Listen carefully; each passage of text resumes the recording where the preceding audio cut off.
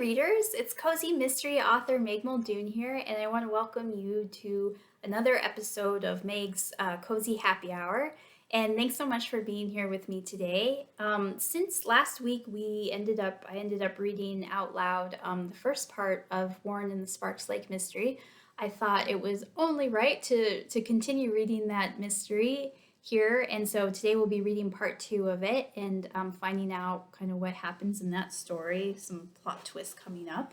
And it's very, very fun. So, so thank you for being here with me. And I guess I'll get to it. Of course, this is a mystery that takes place back in time in the 1950s in Christmas River. And it features Cinnamon's grandfather, Warren, as a young man. And it's kind of a coming of age tale. And it's also a Mother's Day themed mystery, so I thought it was only right to be reading it here for May. So I guess without further ado, I will start reading the next chapter of Warren and the Sparks Lake mystery. So, chapter 5. Warren hadn't gotten so much as a single wink of sleep. All night he'd been tossing and turning, thinking about May and all the time he'd wasted by not talking to her. Why had it been so hard? Why did the thought of speaking to her make his insides turn to buttermilk pie? And why was it so easy for somebody like Philip to just sit right down next to her and start up a conversation? Were they going steady now? Was that why she'd been sitting in his car yesterday? Why he'd given her brother a ride to the general store? Warren didn't know for sure, but there was one thing he did know. May Reed wasn't riding in his car. Warren got ready for school that morning feeling sluggish and sick to his stomach. The bacon and eggs that his mother made him seemed to have no flavor. It was all he could do to chew. "You coming down with something, Wren?" she asked, noticing how pale her son looked. Warren began shaking his head, about to make up some excuse for his poor appetite, but just then a few loud raps echoed from the front door. "Don't forget what you were going to say," his mother said, getting up to answer it. Warren picked at his food. A moment later, he heard a voice that would have made any Christmas River resident's hair stand up on end. "Mrs. Peters," the deep-throated voice grumbled, "we need to talk to your son." Warren heard his mother stammer. What's this all about, Sheriff Coe?" "The shooting of Clyde Driggs, that's what." Warren felt his blood turn icier than the waters of the Christmas River in January. Chapter 6. Warren sat at the kitchen table, feeling no better than a frog trapped in a pot of boiling water. Sheriff Sullivan Coe and two of his deputies sat around the table, all staring at Warren like the teenager had been the one to shoot Clyde Driggs in the back on the steps of the general store early that morning. Warren knew something of Sheriff Coe because he was friends with his son, Sully Jr.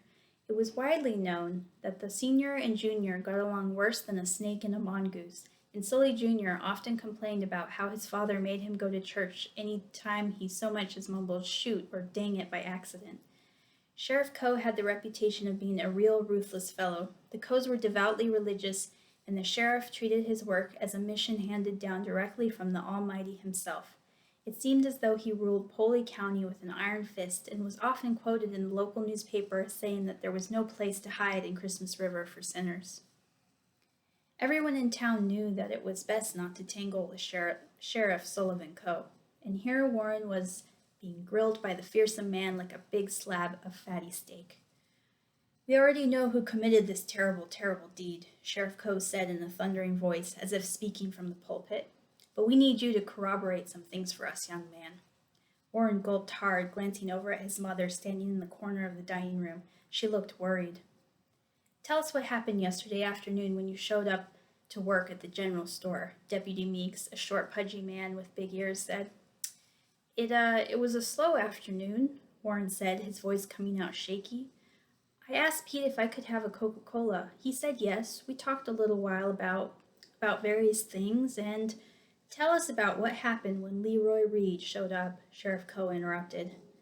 Well, Leroy showed up wanting to talk to Mr. Driggs. Clyde Driggs, that is, the older brother. They talked a couple of minutes or so, then Leroy left." Sheriff Coe crossed his arms over his substantial gut and leaned back in the chair that Warren's father normally sat in. "Be specific, young man. What did they talk about?" "I couldn't hear all of it," Warren said. "They were in the back. All I heard was Leroy talking about something not being right, and then Mr. Driggs told him that if he came back, he'd call you, the sheriff. Then Leroy left." Sheriff Coe looked at one of his deputies with a knowing expression. Did you see Leroy at all after that? Sheriff Coe asked. No, sir. What about any time after he got fired? You see him hanging out around the general store at the lake lately? Warren was about to say no, sir, again, but then something came to him. Sunday night at the lake, when he'd gone fishing to clear his head, Warren thought that he'd seen Leroy in the forest on the opposite side of the lake. Warren gulped as he remembered something else. Leroy had been holding a rifle, too. Son, Sheriff Coe said, do you need me to repeat the question? Warren glanced at his mom. She was gazing at him, urging him with her eyes to say something. Warren hesitated another long moment. Then he shook his head. No, sir. I haven't seen Leroy around except for yesterday afternoon when he came in. Sheriff Coe was silent for a long moment. He stared so hard into Warren's eyes, Warren thought his head might burst into flames under the man's brimstone gaze. Warren was a bad liar. He didn't have enough practice at it, and he knew that Sheriff Coe, with all the power of God behind him, must have seen right through him. I'd advise that you tell the truth, young man, Sheriff Coe said. It's a serious matter, and if you know something, then you better come clean now. If we find out you lied to us about something down the line, the consequences won't be to your liking. The sheriff looked at Etta Peters. Your family won't like it much neither, he added. Warren's hands grew slick with perspiration. He swallowed back some bile that had climbed up his throat. I don't know anything more about what happened, Warren said in the stiffest voice he could muster. Sheriff Coe eyed Warren for a long, long moment. Then he grabbed his hat and stood up. His deputies followed, and the pack of them began leaving the small house without saying another word. Warren shot up out of his chair, suddenly gripped by something he couldn't explain. Is Mr. Driggs going to be okay? The sheriff didn't bother looking back at him. Have you ever seen a man shot in the back with a rifle before? He growled. Warren's mouth went bone dry. They're usually not okay, son. Warren watched in silence as the lawmen left his house. When they were gone, Warren looked at his mother. He could tell then that she'd seen right through him, that she knew he was lying about something, and that she was disappointed in him for doing what he'd done. He cleared his throat, about to explain it, but she just shook her head solemnly.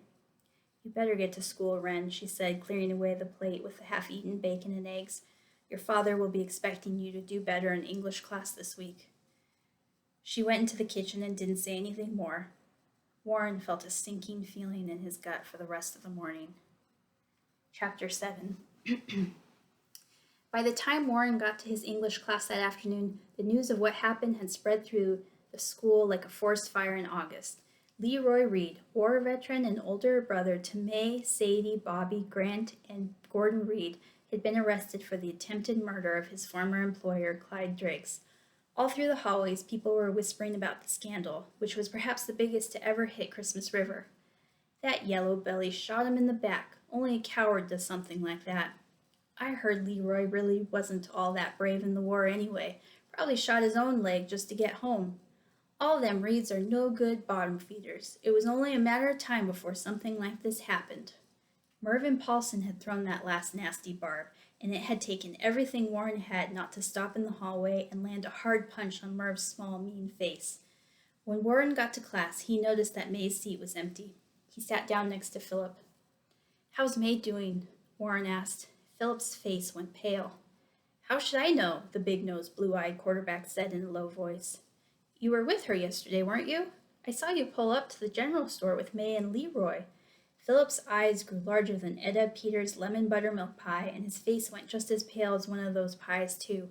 You've got me mixed up with someone else, Leroy said, raising his voice slightly. I wasn't nowhere near that general store yesterday or any day. You hear? Nowhere near it. Warren was about to argue back, but Mr. Stanley started speaking, beginning a painstakingly dull lecture about Herman Melville. All Warren could do for the rest of the class was stare at May's empty chair. Chapter 8. You're a good kid for coming, Pete said, patting Warren on the back, but I won't be opening the general store for some time in light of what's happened. Pete let out a sad sigh. Maybe never again. Warren had decided to come to the general store after school just in case Pete needed him to work. Instead, they sat on the warped boards of an old picnic bench near the lake, drinking Coca-Colas, gazing at the bloodstains on the front porch of the store. Pete didn't look well. His face was puffy and his eyes were bloodshot, like he'd been crying. Warren noticed that there was some blood on Pete's shoes, too, blood that most likely belonged to his brother. Pete hadn't been the first one to find Clyde collapsed and bleeding out on the front steps of the general store that morning. That had been a customer named Roger Porter. But Pete had arrived shortly after for his usual shift, finding Roger on the store's phone, trying to call the police for help. Warren imagined it must have been shocking for Pete to find his brother in such a terrible state. I just keep thinking, Pete said, running a shaky hand through his thick, blonde hair. What if it was me? I mean, I open the shop sometimes in the morning. What if I'd been the one who... Pete closed his eyes. It should have been me, Pete said quietly. I was the one who caught Leroy stealing in the first place. He was probably wanting to kill me, but instead... The words lingered in the air, like cigar smoke. It wasn't all that cold outside, but Warren shivered anyway. I had a bad feeling when I woke up this morning, Pete said. First thing when I opened my eyes, I knew something bad was going to happen today. I felt it in my bones. How's Clyde doing? Warren asked. Pete just shook his head, not saying a word. Warren looked down at the pine needles strewn in the dust beneath his feet. I don't know what Ada's going to do if he doesn't make it, Pete said. I mean, Clyde's everything to her. They only just got married, too. They were going to start a family. Clyde always wanted one. Warren had never known anybody who died before. It was hard to know how to act when faced with such enormity and confusion, even though Father Drummond talked about death plenty in his sermons at the church the Peters attended. Warren had never really understood it on an emotional level, the complete and utter finality. Just yesterday, Clyde Driggs had been in his office doing paperwork, going about his life like it was just any other day. Now he was lying in the hospital, hovering on the edge of eternal nothingness. The thought made Warren feel hollow and empty inside. At least Sheriff Coe got him, Pete said. If Clyde doesn't survive this, then at least we'll be able to count on justice being served. Pete's eyes flooded with water and he looked away. Warren had never seen Pete like this. He was always so gregarious and jolly. It just didn't seem right for something so tragic to happen to his family. Excuse me, Mr. Driggs? Warren felt the hairs on the back of his neck stand up at the sound of the small voice. He turned his head back, and his heart did a double flip in his chest.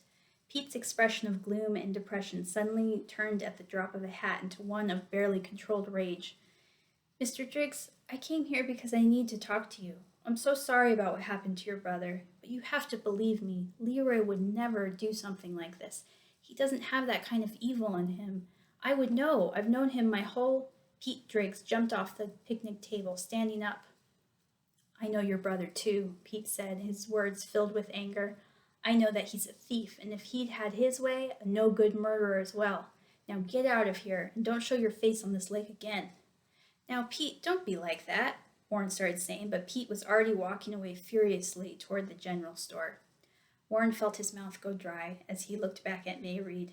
Tears were streaming down his face, but she cried them silently.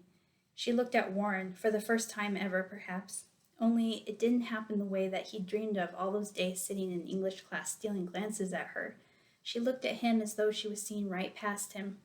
A moment later, she turned and began walking quickly down the lake road from where she had come. Warren ran after her. Hey! She didn't turn around. Can I give you a ride somewhere? I don't need your pity, she shouted back. I don't need anyone's pity. He ran out in front of her. But it's 3 miles back to town, he said. I know. I walked every one of them to get here, and I'm going to walk every one to get back, too. There was a kind of fierce, defiant beauty in the way she spoke that made Warren's knees turn to jelly. Her beautiful brown eyes sparkled beneath a well of tears. Please, May, Warren said, I can't let you walk back like this. It wouldn't be right. Warren nodded in the direction of his Crosley station wagon. Please, he said again. May Reed didn't look too happy, but eventually she put aside her pride and saved her feet some blisters by taking Warren up on the offer. Chapter 9. I don't profess to know much about this world, she said, wiping away a fresh stream of tears, but what I do know is that my brother is the very best of man, the very best kind, and he couldn't have possibly done the things they're saying.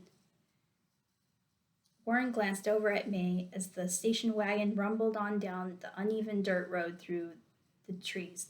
In the war, he saved his friend's life by carrying him through 20 miles of jungle on his back, May continued. It slowed him down, and that's why he got shot. That's how come he walks with a limp. That's how come Philip Clayton's dad won't hire him for work at the mill, because he's crippled.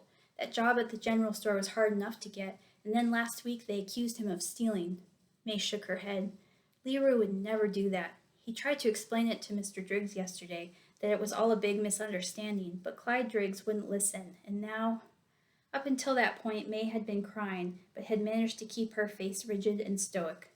Now something broke inside of her, and she began shaking hard. She covered her face, stifling back the sobs. Seeing May so upset made Warren feel downright miserable. He tried to think of words to comfort her, but he could think of nothing to say that would help. Leroy's situation wasn't looking very good. I'm sorry, May, Warren said. I really am. I don't believe you or your family deserves this. May stopped shaking as hard. She looked over at him. Her pretty face was flushed and her lips were trembling. Do you really think he did it, Warren? Do you think he could have shot Mr. Driggs? Warren took in a deep breath, thinking it through. He thought of the figure he'd seen in the woods Sunday night and the black silhouette of that rifle. All I know is that Leroy was always kind to me, Warren said, and he always struck me as a good sort of man, too. May bit her lip and smiled sadly. A few more tears spilled over the rims of her eyes. I have to help him, she whispered. Nobody else in this town will. It'll have to be up to me. The stretch of dirt road was quickly coming to an end, and soon they would be back in town. What about Philip Clayton's dad? Warren asked. He has money. Can't he help? She narrowed her eyes at the road ahead of them, an annoyed expression coming across her features. You really think Mr. Clayton is going to lift a finger to help anybody in this town, let alone a poor family like ours? She shook her head. If he'd known Philip had given me and Leroy a ride yesterday, he'd probably disown his son over it. Warren furrowed his brow. But I thought you and Philip were... May let out a scoff. Even if Mr. Clayton approved of me, I would never approve of Philip. He likes me, and it was plenty nice of him to give us a ride yesterday. But between you and me, Philip Clayton is a regular fathead. Warren's heart practically soared straight out of his chest. He drove down Main Street, passing the Pine Needle Tavern, trying to stifle back a smile that would have blinded the entire town. Phil's foolish and arrogant, and he gets his kicks killing animals out in the woods by the lakes, May continued. Warren felt the hairs on the back of his neck stand up at that. Come again, he said.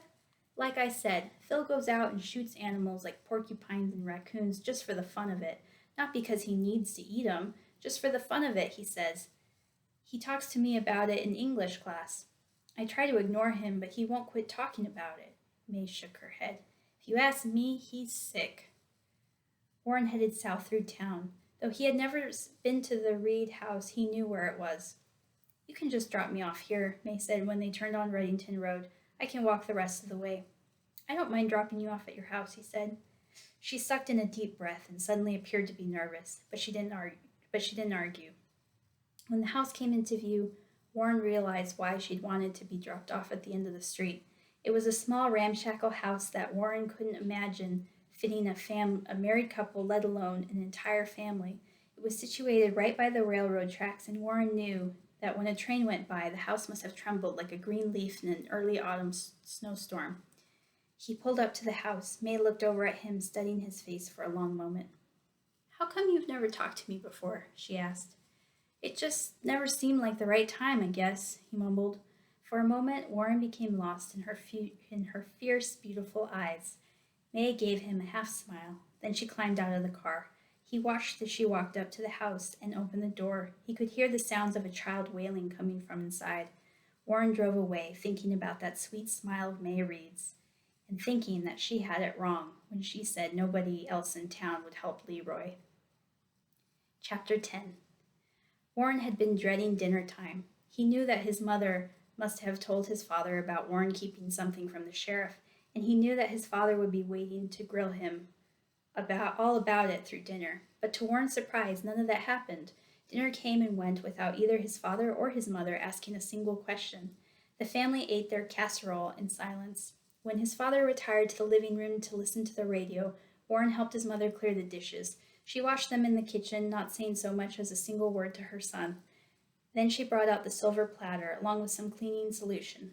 She polished it in silence. By then, Warren caught on that his mother hadn't told his father about earlier. He also surmised from her silence that she was still upset at him about it. Ma, about earlier when the sheriff was here, I wanted you to know that it's fine, Wren, she said, not taking her eyes off of the silver platter. Etta Peters didn't say anything more after that. Warren drew in a deep breath. Then he got up, grabbed his hat, and left the house. So I think we're going to go ahead and stop there for today. But I want to thank you so much for being here with me for the second part of Warren and the Sparks Lake mystery.